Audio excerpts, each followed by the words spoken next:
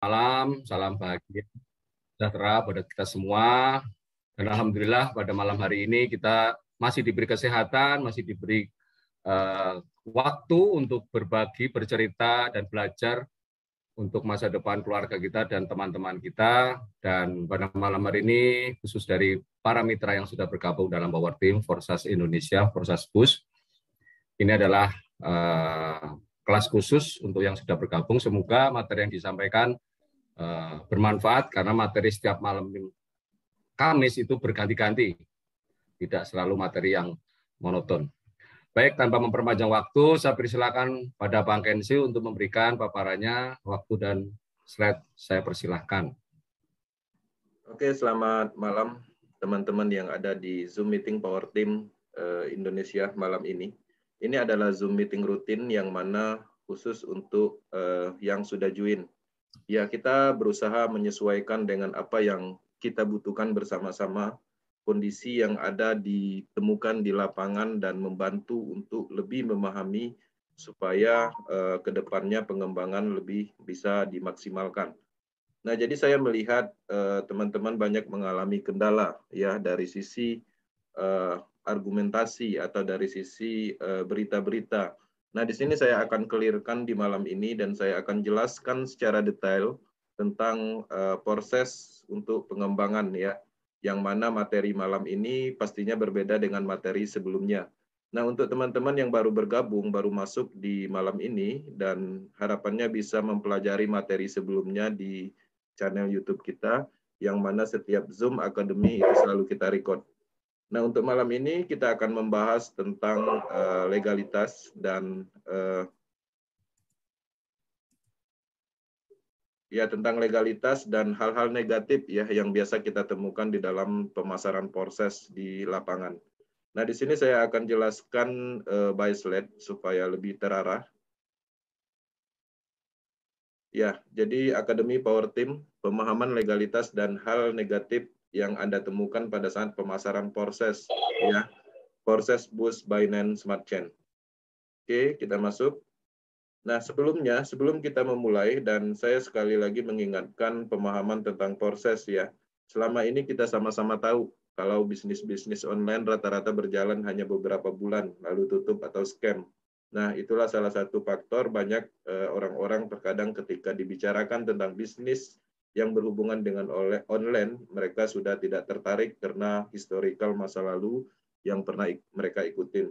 Nah, kalau ada bisnis online yang bertahan sampai 1 tahun aja, mungkin kita bisa kaya ya seperti itu, karena pada intinya ketika kita berbisnis pemasaran itu adalah hal yang menarik, karena di awal memang kita membangun, setelah membangun kita akan mendapatkan hasil yang semakin banyak, dan semakin maksimal, dan waktulah yang menentukan.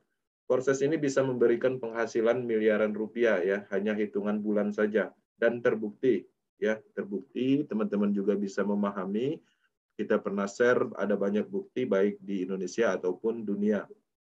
Bayangkan bagaimana kayanya jika proses ini terus berjalan ya, bahkan sampai 1 tahun, 2 tahun, 5 tahun lagi. Nah, sudah saatnya Anda beralih ke bisnis yang sangat menguntungkan dalam waktu jangka panjang. Nah, jadi menariknya di proses itu jangka panjang itu memungkinkan sekali. Karena secara sistem, secara teknologi itu udah pernah kita bahas kekuatannya di akademi sebelumnya. Nah, kemudian pastinya sekali smart contract proses berjalan di dalam blockchain, maka dia akan terus-menerus selamanya ya. Proses adalah jaringan kerjasama antar member seluruh dunia. Karena proses berbasis pada smart contract, maka sistem tidak bisa dihapus ya, tidak bisa diubah dan tidak bisa dihentikan. Maka proses akan terus berjalan, bahkan sampai 10 tahun ke depan. Selama masih ada akses internet, maka proses tetap ada. Nah, ini menarik ya. Kenyamanan kita ada di proses karena sudah menggunakan teknologi blockchain. Nah, jadi ada banyak teman-teman temukan, dan artinya ketika ada pertanyaan-pertanyaan tentang legalitas itu tidak berlaku ketika teman-teman bisa menjelaskan. Nah, di sini saya akan uraikan tentang legalitasnya proses. Nah, jadi kenapa proses tidak membutuhkan legalitas? Sebelumnya kita sudah menjelaskan secara sistem, secara teknologi, ya. Proses adalah sistem smart contract yang berjalan otomatis, ya. Jadi tidak dibutuhkan legalitas, ya tentunya, karena ini tidak ada admin atau sifatnya yang terpusat. Nah, sedangkan di proses tidak membutuhkan itu, ya, tidak membutuhkan legalitas itu, semua akan berjalan otomatis. Proses tidak perlu diatur atau disetujui untuk beroperasi secara online di negara tertentu karena bebas dari kendali pemerintah, karena sifatnya terdesentralisasi. Ya, faktanya ini bukan badan hukum atau perusahaan investasi dan sejenisnya. Proses adalah sistem yang dibangun atas kode yang ditentukan sebelumnya yang digunakan oleh pengembang blockchain. Nah, jadi jika teman-teman ingin mencari bukti atas pernyataan ini, itu bisa dimulai menelusuri tentang smart contract, ya, desentralisasi, transparansi blockchain, seperti itu. Nah, inilah yang menarik dan inilah salah satu kekuatan kita, kenapa kita bisa nyaman, karena bebas dari kendali siapapun. Oke, apakah proses legal di negara saya?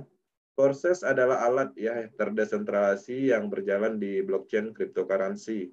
Smart contract berjalan pada blockchain yang tidak dapat diblokir secara fisik, ya. Proses tidak berada di bawah hukum dan peraturan negara manapun di dunia. Itu tidak bisa ilegal. Nah, jadi menarik ya, karena memang proses ini tidak bisa dikuasai untuk menumbuhkan suatu legalitas, ya pastinya ada instrumen perusahaan seperti perusahaan multilevel pada umumnya. Proses siap terus berinteraksi dengan semua orang ya yang tertarik dengan komunitas proses. Proses memiliki prinsip algoritma program dan ini tujuannya untuk membangun realisasi impian ribuan orang ya. Ini sudah terbukti, sudah banyak orang yang berubah dari pengembangan proses ini ketika mereka lakukan secara serius ya, fokus. Nah, jadi poinnya juga di sini di proses membantu orang ya, di mana masa pandemi ini sangat sulit mencari peluang sebuah bisnis, bahkan menjalankan bisnis pun secara offline pun sangat sulit ya. Yang mana pada saat eranya sekarang ini proses hadir memberikan peluang itu dan mudah dijalankan bahkan terhubung ke orang-orang seluruh dunia.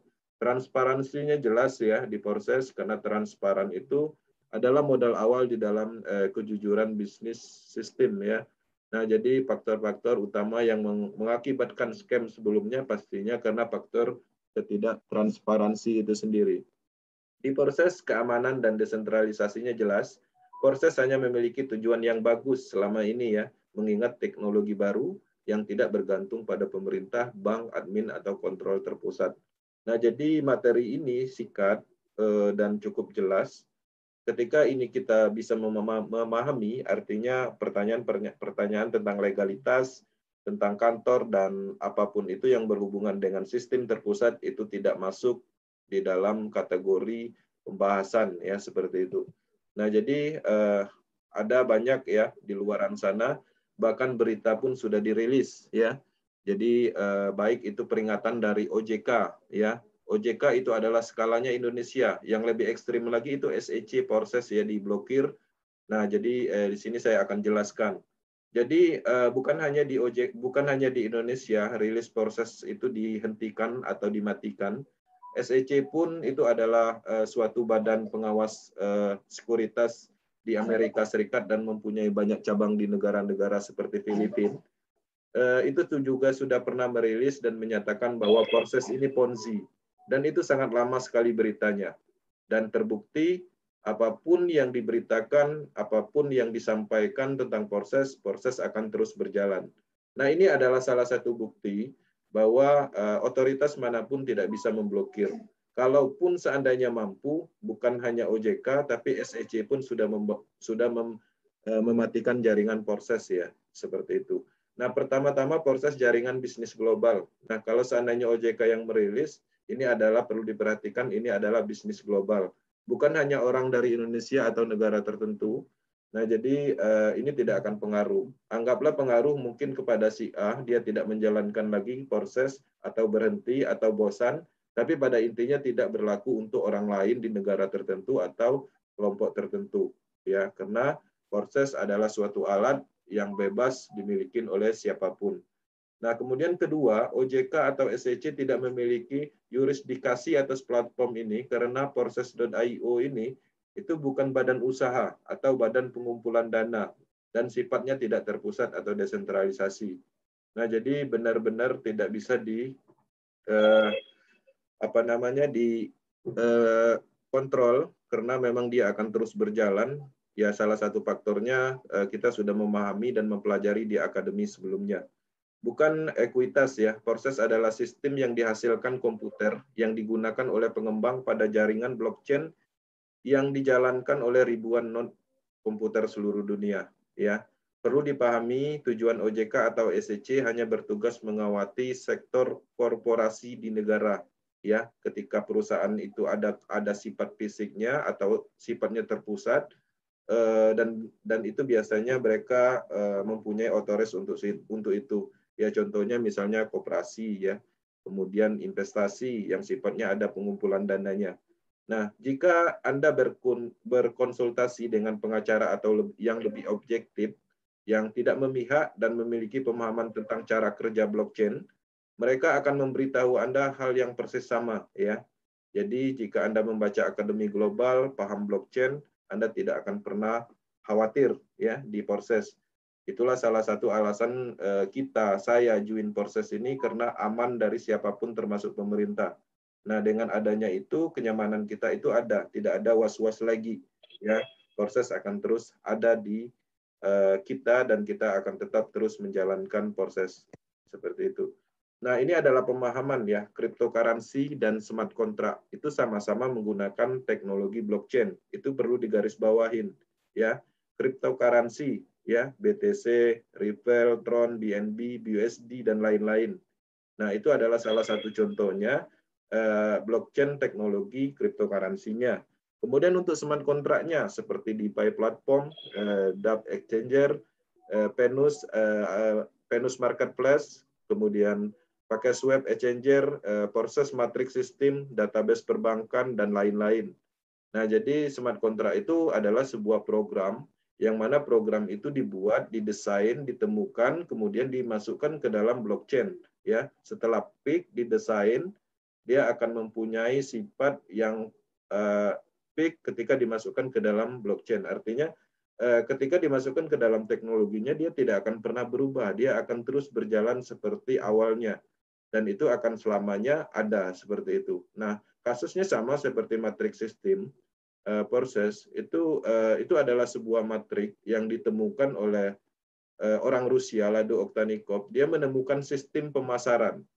Nah, tapi sistem pemasarannya ini tidak dijalankan seperti konsep sebelumnya yang belum menggunakan teknologi.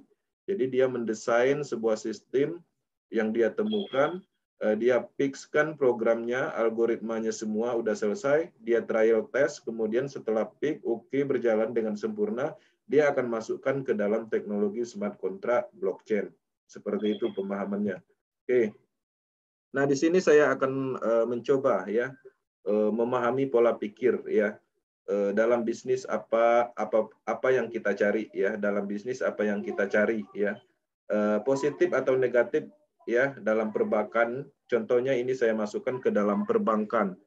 Nah, bank itu adalah salah satu instrumen di dalam negeri yang mana tempat menyimpan dana ya yang sudah sangat dipercayain dan legalitas hukum semua kita sudah sangat mengakui, salah satu contohnya Bank Mandiri atau bank-bank lain. Nah, ketika kita ingin membuka rekening, ketika kita ingin menabung di suatu perbankan, ingin berinvestasi di suatu perbankan, secara legalitas kita yakin ya, secara kriteria atau informasi yang kita dapat selama ini cukup baik seperti itu. Tapi di sisi lain, ketika kita mencari hal yang negatifnya, itu akan tetap ketemu.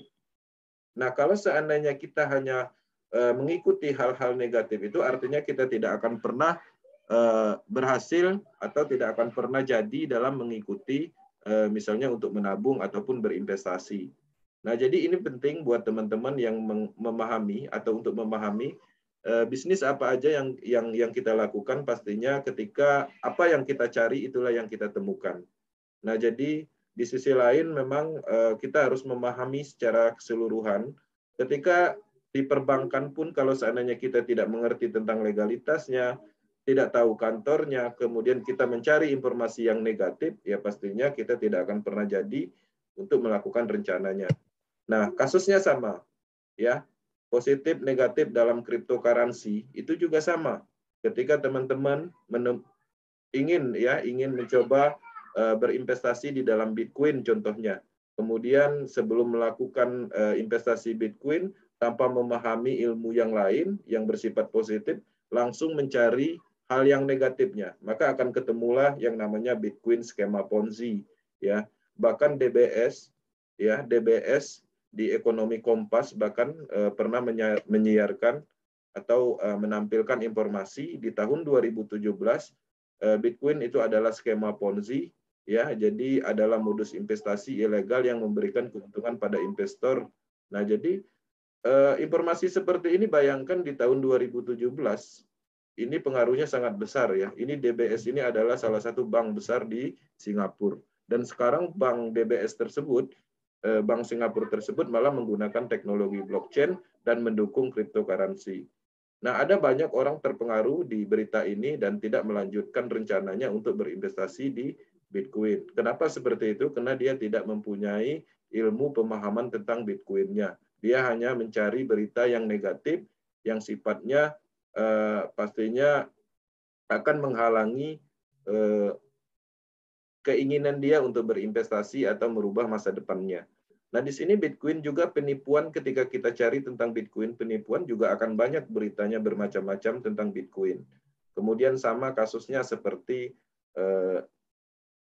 Saja Teja, ya, yang membahas tentang Bitcoin stupid, ya. Dia juga menjelaskan Bitcoin itu tidak pantas diikutin dan Ponzi segala macam.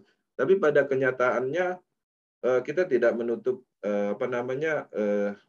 karya, ya, tetap menghargai karena di sisi lain kita paham.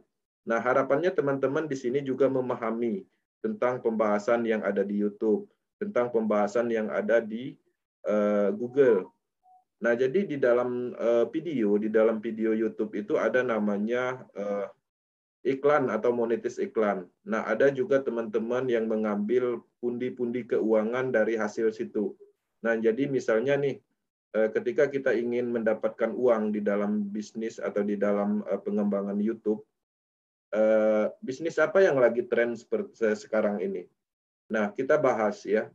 Nah, cuma pembahasannya di sini di channelnya Teja Teja ini dia membahas tentang bisnis seseorang yang mana tujuannya bukan untuk mendidik, tapi untuk menjerumuskan berlawanan arah supaya YouTube-nya dilihat orang dan dia mendapatkan keuntungan dari view seperti itu. Karena penghasilannya cukup besar dari YouTube, tapi hasil dari penghasilan itu sendiri banyak menyesatkan orang tentang informasi yang disampaikan. Termasuk juga dengan postingan atau cerita di dalam Google, yang mana misalnya kita mempunyai suatu website dan itu juga bisa menghasilkan.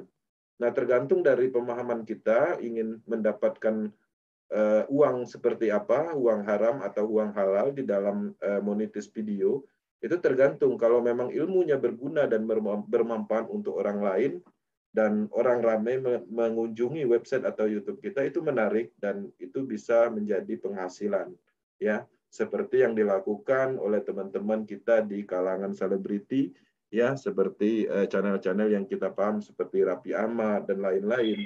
Nah, kemudian mereka memberikan materi atau semacam postingan untuk berbagi seperti itu. Tapi pada intinya nilai yang mereka beri sebenarnya tidak sebanyak apa yang mereka dapat. Nah, tapi di sisi lain ada nilai-nilai baik, nilai kebaikan yang mana mendorong orang untuk kebaikan, itu menarik. Tapi kalau seandainya menyesatkan orang di dalam postingan yang mana tujuannya hanya untuk mementingkan diri sendiri, itu adalah salah. Oke. Nah, di sini postingan negatif dalam proses.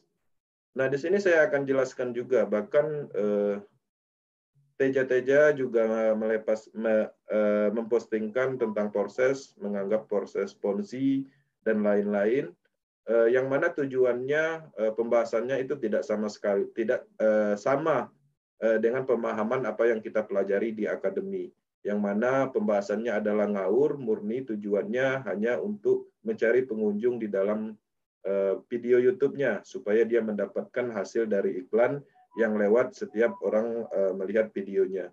Kemudian di sini juga kita pernah melihat ya, waspada proses skema Ponzi ya. Ini ada di Queen Investasi. Nah, setelah teman-teman mengklik ini dan melihat website ini, traffic yang berhubungan dengan proses ini cukup tinggi. Kenapa? Karena proses banyak dicari di internet. Kemudian apa yang dia dapatkan dari sini ya pastinya dia menaikkan traffic domainnya queeninvestasi.com. Kemudian setelah akhir dari kalimatnya, dia mengarahkan ke salah satu project namanya Pre-Bitcoin. Ya, Pre-Bitcoin itu adalah mining gratis di dalam sebuah aplikasi dan sudah cukup lama. Dan itu ada referralnya juga. Nah, artinya ketika orang membahas sesuatu yang tentunya mengarah ke tujuan tertentu, itu murni bukan untuk mengedukasi, tapi untuk mengambil keuntungan dari boomingnya suatu proyek. Seperti itu. Nah, kemudian di sini juga di bulan 2 ya. Di bulan 2 Maret itu ada postingan dari OJK ya. Ya, 1 Maret 2021 di sini ada rilis dari CNBC Indonesia 28 investasi bodong terbaru yang disikat OJK ya. Di sini dijelaskan investasi bodong terbaru yang disikat OJK, berikut daftarnya ya. Investasi bodong yang ditutup Satgas Investasi. Nah, di sini kalimatnya ditutup ya di tanggal 1 Maret 2021. Nah, perlu diketahui ini adalah postingan pembuktian yang mana rilis ini benar dari OJK yang mungkin mereka mencoba untuk menghentikan. Tapi di sisi lain, apakah proses bisa berhenti sampai saat ini tetap berjalan? Baik itu proses Ethereum, Tron, kemudian yang terakhir BUSD. Nah, ini tetap berjalan. Bahkan yang lebih ekstrim lagi nanti saya akan jelaskan tentang SEC. Nah, di sini perhatikan di sini ada proses ya, proses Ethereum, proses Tron. Ini tetap berjalan dan masih ada sampai saat ini. Ya, dari laporan ininya informasinya bahwa ini dimatikan. Memang ada yang sifatnya terpusat, berhasil mereka matikan ya.